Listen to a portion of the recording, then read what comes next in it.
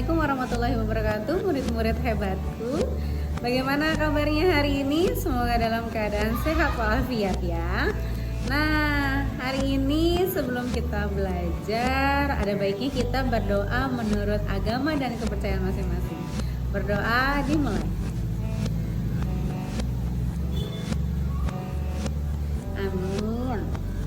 Berdoa selesai. Semoga pembelajaran hari ini dapat bermanfaat buat kalian semua ya.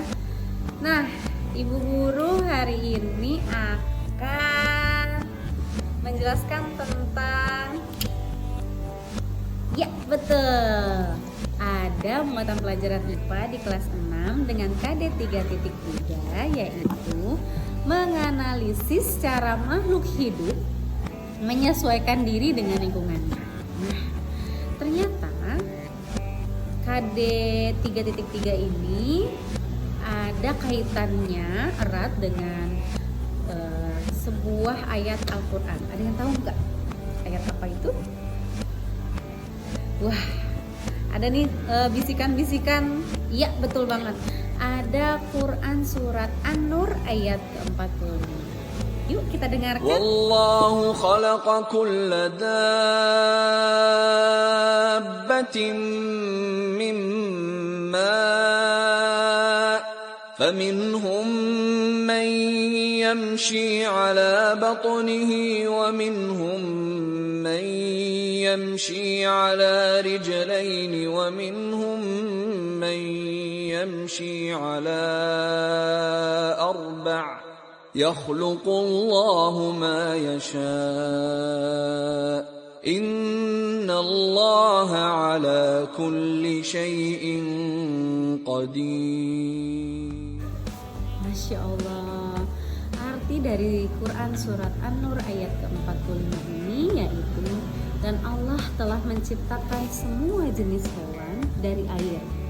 Maka sebagian ada yang berjalan dengan di atas perutnya, dan sebagian berjalan dengan 2 kaki, sedang sebagian lainnya berjalan dengan 4 kaki.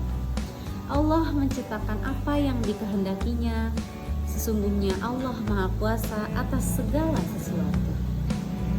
Insya Allah sekali ya, artinya ternyata dari pembelajaran yang akan kita lakukan hari ini itu sudah ada kandungannya di Quran surat An-Nur ayat 45. Baik teman-teman, kita sudah siap mulai belajar hari ini ya. Adaptasi morfologi adalah cara penyesuaian makhluk hidup terhadap lingkungannya. Caranya perubahan bentuk atau bagian pada tubuhnya untuk menyesuaikan dalam mencari makan atau menghindari musuh dan lain sebagainya. Nah, sebagai kata kuncinya supaya kita mudah diingat, yaitu adaptasi itu adalah penyesuaian terhadap lingkungan. Penyesuaian terhadap lingkungan. Nah, morfologi itu adalah bentuk tubuhnya. Yuk kita simak setelah ini tumbuhan dan hewan yang mengalami adaptasi morfologi. Tanaman yang pertama yang akan kita bahas adalah kaktus. Ya, betul sekali. Kaktus adalah tumbuhan yang memiliki duri pada bagian tubuhnya. Nah, tahukah kalian, duri pada bagian tubuhnya merupakan bentuk adaptasi morfologi. Apa sih fungsi duri dari kaktus tersebut? Duri pada kaktus berfungsi untuk mengurangi terjadinya penguapan air pada bagian daun. Nah, murid-murid pasti udah tahu kan ya, habitat asli kaktus tuh di mana sih? Coba Ibu dengar suaranya.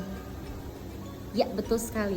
Habitat asli kaktus itu berada pada lingkungan yang kering dan gersang, yaitu ada di gurun pasir. Tumbuhan yang kedua yaitu bunga mawar.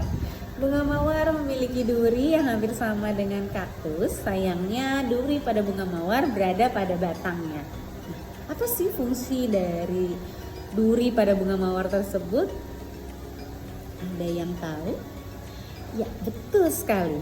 Duri pada bunga mawar ini sebagai bentuk adaptasi morfologi untuk menghindari bahaya musuh dari hewan pemangsa atau manusia yang akan merusak keindahannya. Tahu sendiri ya, bunga mawar itu wangi dan sangat cantik. Nah, selain untuk menghindari musuh, duri pada bunga mawar ini pun berfungsi sebagai pengait pada tumbuhan mawar ini. Ketika tumbuhan mawar ini sedang tumbuh secara merambat. Tumbuhan yang ketiga yaitu tumbuhan bakau. Tumbuhan bakau adalah tumbuhan yang hidup di pesisir pantai. Nah, bagaimana cara adaptasi morfologi bagi tumbuhan bakau? Tumbuhan bakau memiliki akar bernafas, ya. Waduh, fungsinya untuk apa? Untuk tempat berlindung dan tempat mencari makan bagi ikan-ikan kecil dan udang. Nah, akar bernafas ini sebagai bentuk adaptasi morfologi dari tumbuhan bakau, sehingga tumbuhan bakau dapat hidup di tempat yang memiliki kadar oksigen yang rendah. Wah, menarik sekali ya. Ternyata tidak hanya tanaman saja ya yang melakukan adaptasi morfologi, hewan pun melakukan adaptasi morfologi. Nah, bedanya pada paruh atau cakar pada hewan ya. Nah, habis ini kita akan simak ya, hewan apa saja yang melakukan adaptasi morfologi. Hewan yang pertama akan kita bahas yaitu ayam. Wah, siapa yang gak kenal hewan ini ya? Pasti murid-murid di rumah sudah sering mengkonsumsi ayam. Pasti itu, gak lupa. Tapi coba kalian perhatikan ya, bahwa ayam memiliki paruh yang kecil dan lancip. Nah, ini adalah sebagai bentuk adaptasi morfologi ayam, di mana ayam itu melakukan adaptasi terhadap lingkungannya, yaitu mencari makan.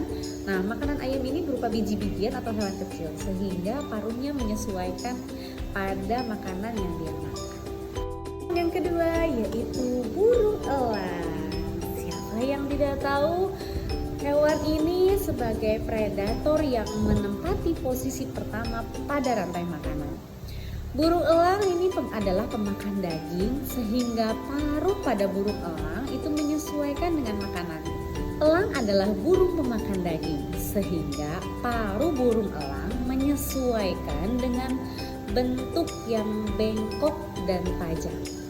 Dengan sayap yang panjang berukuran sekitar 2,4 meter, elang bisa terbang dengan cepat dan tinggi. Dilansir dari National Geographic bahwa burung elang mampu terbang sejauh 150 mil per jam atau sekitar 241 km per jam. Wah, cepat banget ya. Karena mampu terbang dengan cepat dan tinggi, elang ini selalu berhasil untuk menangkap mangsanya. Bahkan, selain memiliki sayap selebar 2,4 meter, elang memiliki penglihatan yang sangat tajam. Ia memiliki mata di samping kepalanya, sehingga pandangan elang itu sangat luas. Nah, karena sangat luas ini, ternyata elang memiliki ketajaman penglihatan 4-5 kali yang dimiliki oleh manusia.